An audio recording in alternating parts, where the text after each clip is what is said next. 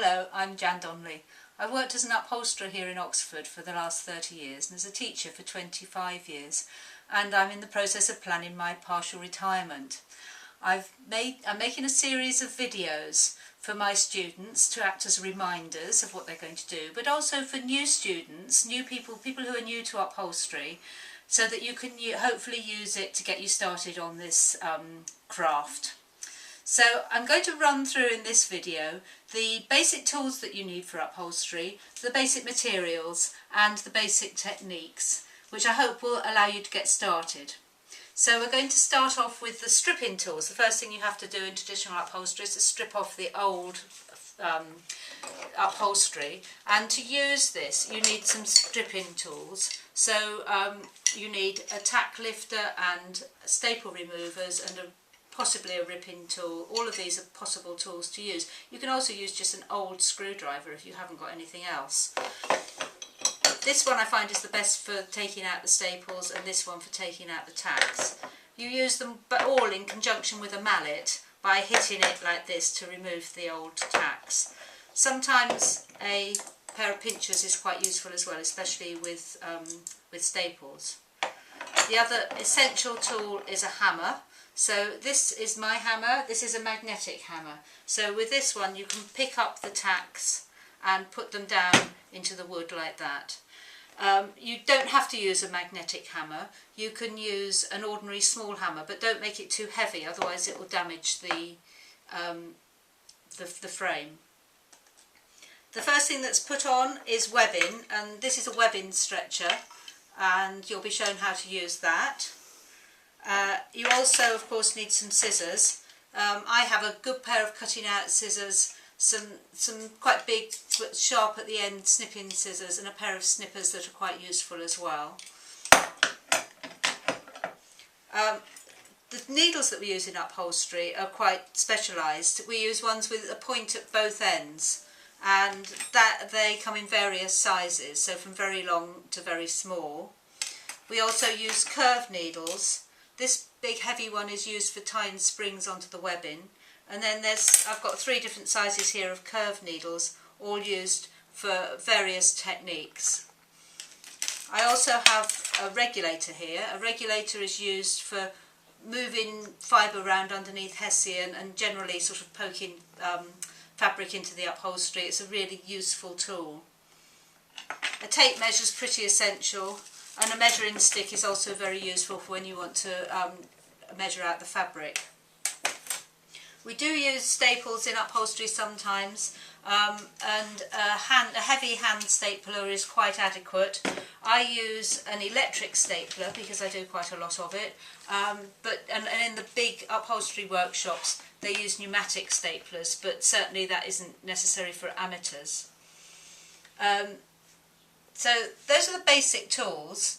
Of course, on top of that, it's quite handy to have a good working table to work on, and trestles for putting the chairs on. So a set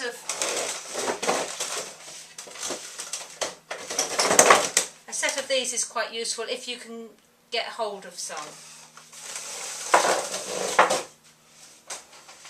Right, to move on to the materials that are used in upholstery.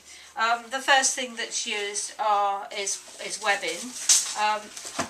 This is black and white red stripe webbing, which is the strongest sort of webbing, which is really good when you're using it as a base hessian for seats, especially with springs. There is a jute webbing, which is a much lighter sort of webbing that could be used on the backs of chairs or somewhere where you don't need so much strength.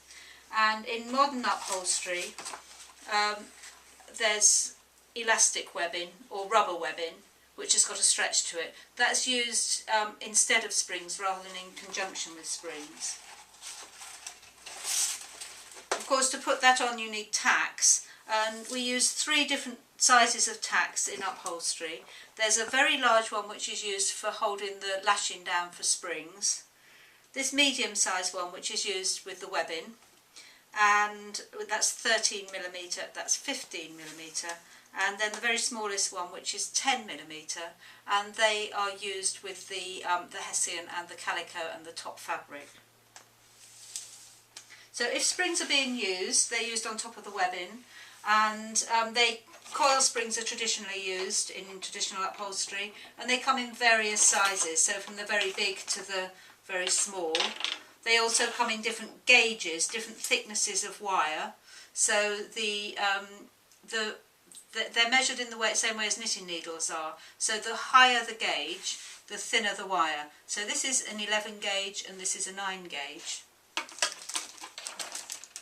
In more modern techniques, then different sorts of springs are used. This is a Serpentine Spring, and in Park and Old style wing chairs you get the tension spring, the long thin spring like that.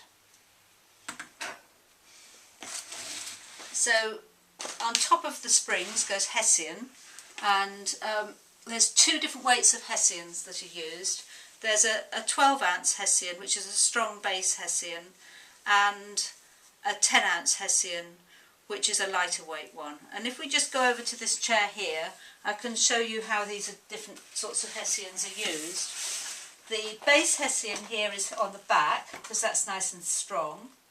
And the 10 ounce Hessian is used to make this shape that comes all the way around here. So this is called the first stuffing. And if I turn it up, you can see how that's built up. There's webbing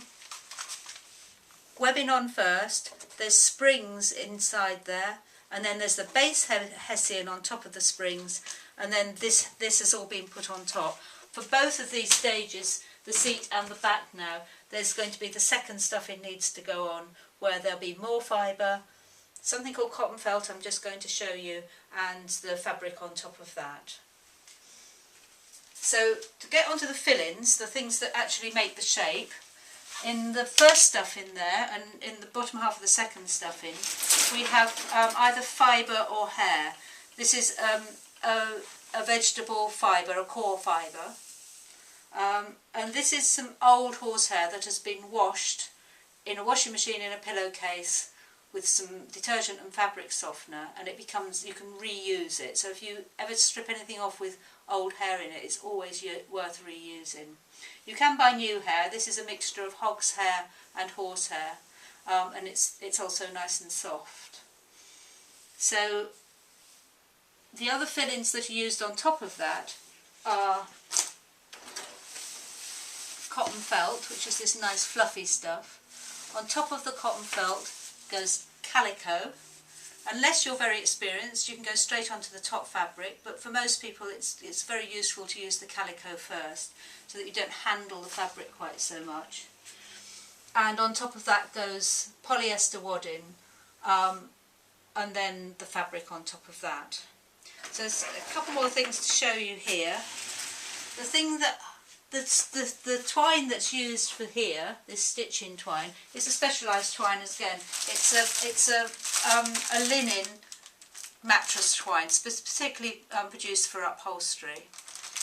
The cord that's used to hold the springs down is called lay cord, and it's a much thicker cord.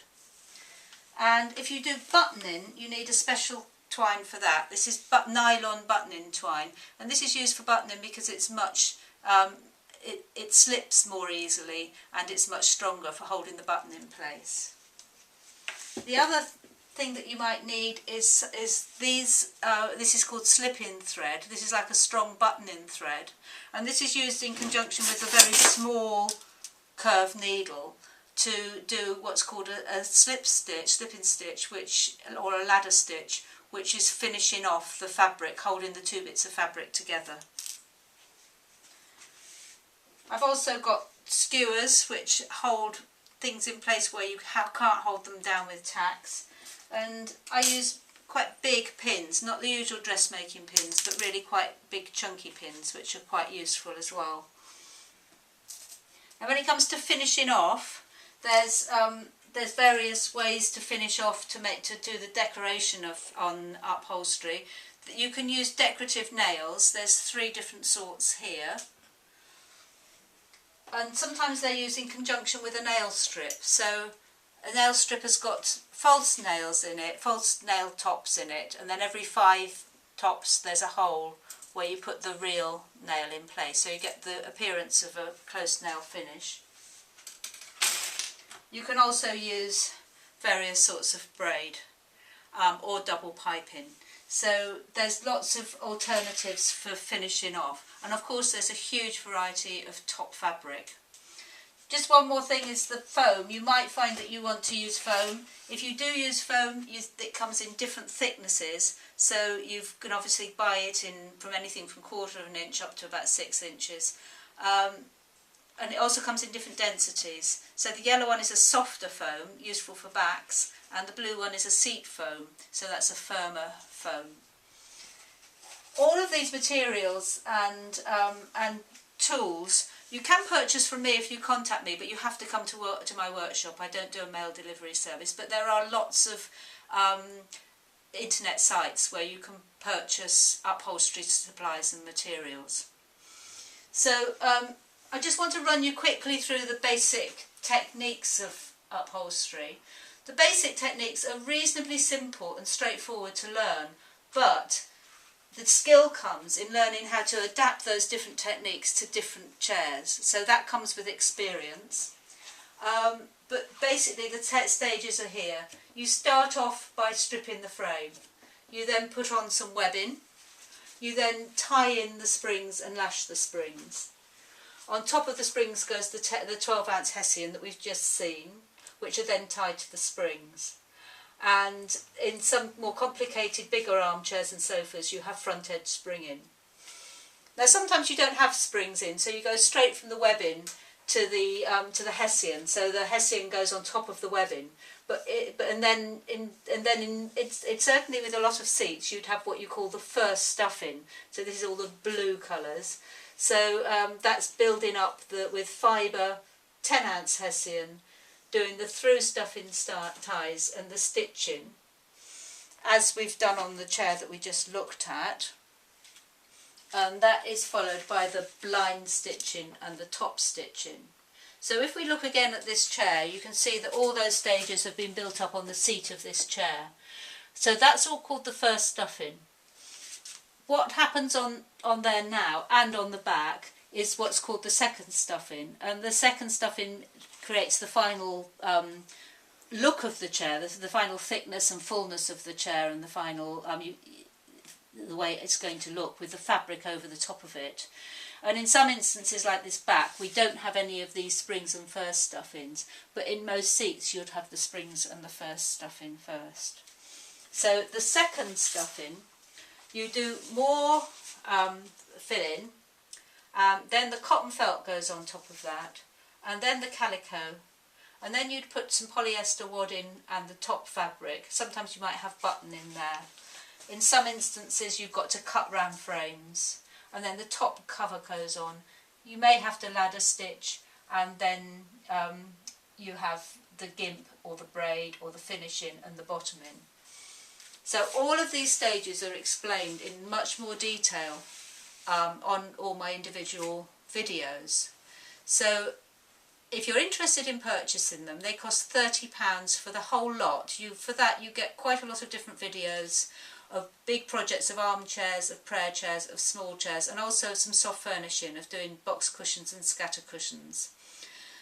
If you are finding this not via my website, then the way to get hold of it is through my website, which is jandonleyupholsteryclasses.co.uk. I hope you have fun with your upholstering.